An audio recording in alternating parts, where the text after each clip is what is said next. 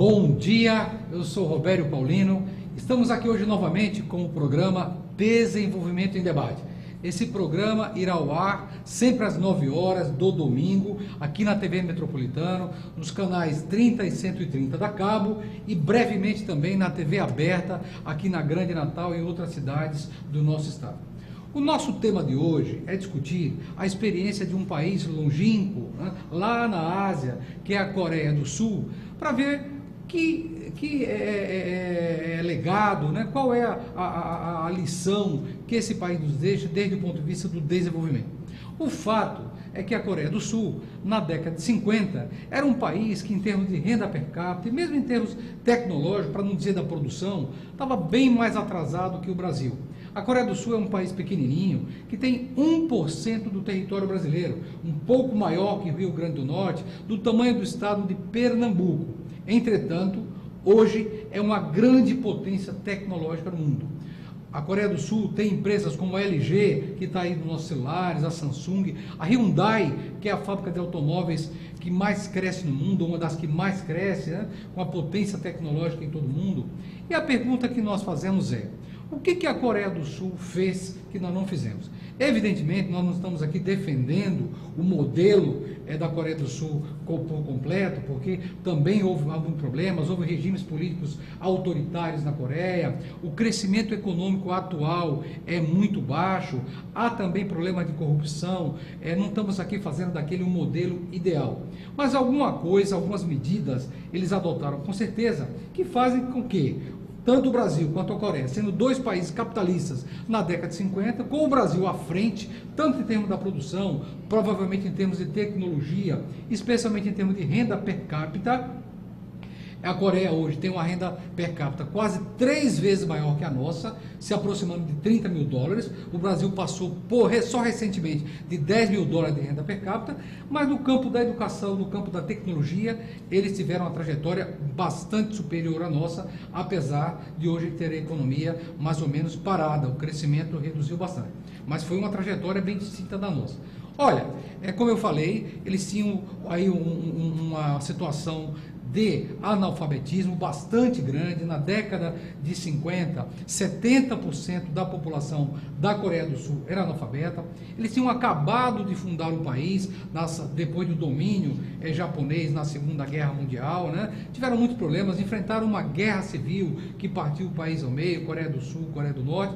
Entretanto, chegaram hoje, depois, especialmente da década de 80 e na década de 90 especialmente, eles disparam como uma potência tecnológica no mundo, enquanto o Brasil, infelizmente, talvez tenha perdido o pé e tecnologicamente, digamos, avançou, mas não ao nível de ter essas grandes empresas que a Coreia do Sul tem.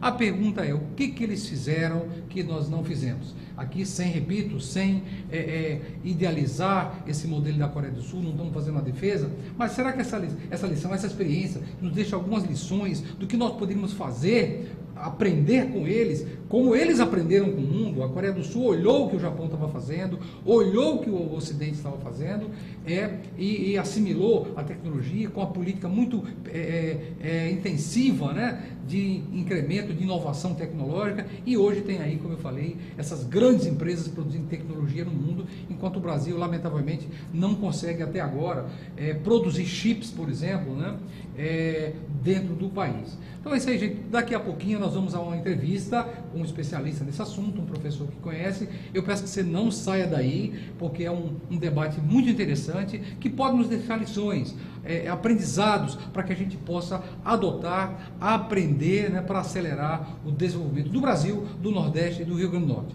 Não saia daí, voltamos já.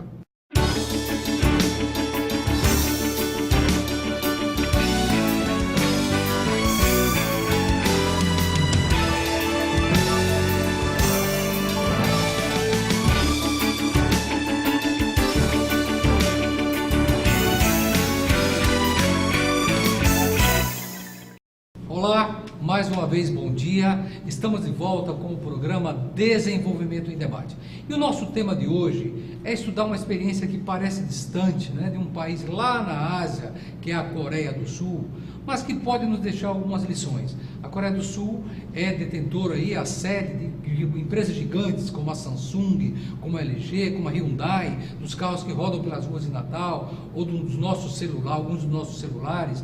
E um país tão pequeno, que na década de 50 estava muito atrás do Brasil, talvez em termos de PIB, renda per capita, tinha uma renda per capita de 1/3 da nossa, hoje chegou a ser uma potência tecnológica, um país que é 1% do território brasileiro, tem empresas tão grandes, né?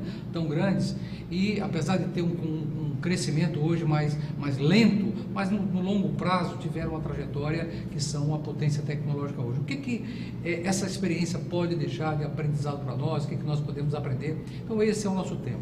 Para discutir isso aqui, nós convidamos o professor Odair Garcia. O professor Odair Garcia é economista, mestre em economia também, doutor em economia pela Unicamp, foi professor do departamento de economia da UFRN, ainda durante muito tempo, foi pró-reitor adjunto de planejamento na UFRN, coordenador do mestrado em economia. Então é um entrevistado, digamos, especialista nessa área, e nós o convidamos para discutir exatamente esse tema, né? Professor, primeiro, bom dia. Bom dia. Obrigado por ter aceitado o nosso convite aqui, tá bom? Eu queria começar, professor, lhe perguntando, se eu posso falar, o que a Coreia fez de correto, sendo um país tão pequeno, fez para ser hoje uma potência tecnológica, que tem empresas tão grandes que o Brasil, infelizmente, ainda não tem, nesta área de tecnologia, né? Como Samsung, LG, Hyundai na área de automóveis. O que eles fizeram e que levou a ter uma trajetória tão grande, ultrapassar o Brasil, não em termos do PIB, do tamanho da economia, a produção nossa é maior do que a deles, mas em termos de tecnologia, de renda per capita, na educação, tá? O que foi? Qual foi o segredo? Bem, sem nos atermos a aspectos específicos de cada período em que esse desenvolvimento da Coreia ocorreu, a gente poderia destacar como fatores fundamentais do processo de crescimento e desenvolvimento da sociedade coreana três ou quatro aspectos que são talvez fundamentais e importantes. Um deles é a educação e os aspectos culturais que levam à valorização da educação pela sociedade coreana. Uma outra questão é o papel que o Estado teve no desenvolvimento, nas diversas fases do desenvolvimento e do crescimento da economia coreana, o processo e a dedicação ao processo de inovação e a forma como a sociedade coreana se organizou do ponto de vista da distribuição da riqueza no país. Essas quatro características fundamentais aparecem com diferentes ênfases em cada um dos períodos que compuseram esse longo período de tempo que vai desde 1948, quando a República da Coreia é constituída, até os dias de hoje. Como um país que era um país em desenvolvimento ou subdesenvolvido, com problemas semelhantes ao do Brasil, até a década de 70, na qual o Brasil se sobressaía por ter uma estrutura industrial mais desenvolvida, por ter uma renda per capita maior e por ter situação bastante diferente e melhor do que a da Coreia naquele período, desenvolvesse ao longo desse tempo, especialmente na década de 80, década de 90 e no começo da década de 2000, estudos em que se tentou comparar o que ocorreu na Coreia com o que ocorreu posteriormente no Brasil, evidentemente, dada as marcadas diferenças de crescimento entre as duas sociedades, entre as duas economias, depois da década de 70. Quer dizer, da década de 80 em diante, a Coreia passou a crescer muito mais do que o Brasil, tornando-se um dos países com uma das rendas per capita significativas ao nível de países do primeiro mundo, ou dos países desenvolvidos, como se costuma chamar. Quer dizer, o PIB per capita da Coreia está por volta de $20.000, um pouco mais do que isso, enquanto a do Brasil continua patinando aí ao nível de $10.000, $12.000 por ano. Professor, excelente. Agora eu lhe pergunto, o senhor falou do papel do Estado, né? O que ocorreu? Nós sabemos que vivemos aí no período, a partir de 1980 no mundo, né? Como se fosse um movimento pendular do pensamento. Tivemos o domínio de um pensamento mais que economistas chamam de pensamento keynesiano, onde o Estado tem um papel mais acentuado no planejamento, na indução do desenvolvimento. Eu não estou aqui fazendo uma defesa dessa ou daquela teoria, eu estou apenas fazendo uma constatação.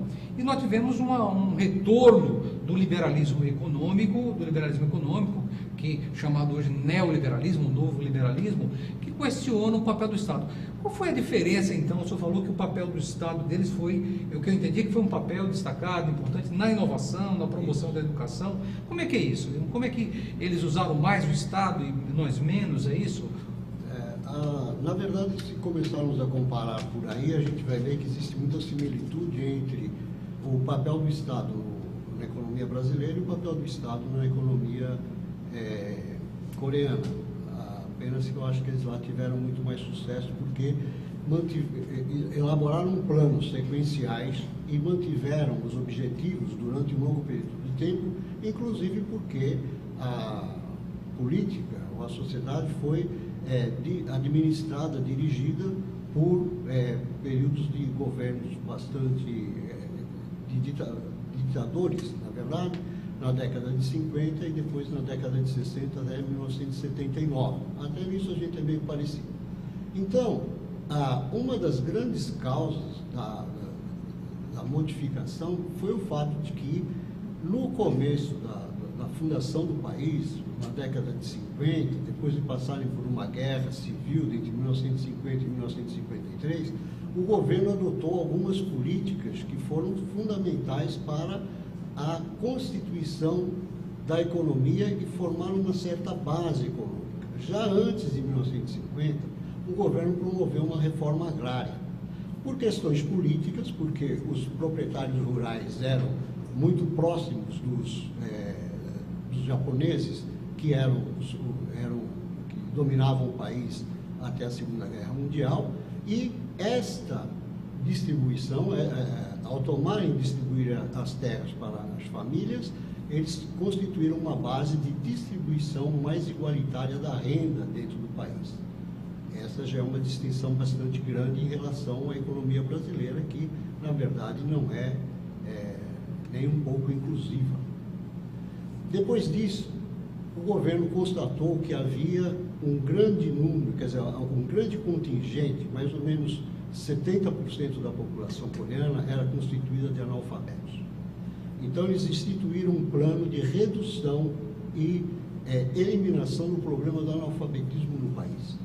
Mas o problema da educação japonesa tem um componente cultural muito forte, que é o fato de que a própria sociedade, com base na cultura do confucionismo, tem uma verdadeira admiração pela figura e pela posição do professor, que continua sendo, até agora, bastante apoiada pelo governo. O professor é valorizado, o professor tem boa formação, o professor é bem remunerado e ele é chamado a participar das discussões do problema nacional. Entretanto, existem também diferenças bastante significativas. É preciso perceber que o processo coreano é um processo bastante competitivo, baseado na meritocracia. E para isso, as famílias também investem muito em educação, mesmo nas parcelas da educação em que a educação é pública e generalizada.